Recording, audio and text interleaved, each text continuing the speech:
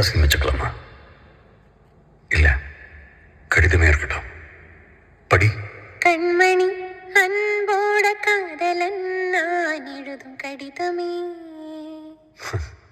பாட்டவே படிச்சிட்டியா? அப்ப நானும் முதல்ல கண்மணி சொன்னல, இங்க பொன்மணி போட்டுக்கோ. பொன்மணி, உன் வீட்டுல சௌக்கியமா?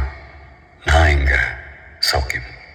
பொன்மணி உன் வீட்டில் சௌக்கியமா? நான் இங்க சௌக்கியமே. உன்னை நினைச்சு பார்க்கும்போது மனசுல கவிதை அருவி மாதிரி கொட்டுது. அதை எழுதணும்னு உட்காந்தா அந்த எழுத்து தான் வார்த்தை. உன்னை எண்ணி பார்க்கையில் கவிதை கொட்டுது, அது எழுத நினைக்கையில் வார்த்தை முட்டுது. ஓ கண்மணி அன்போட காதலன் நான் எழுதும் கவிதை.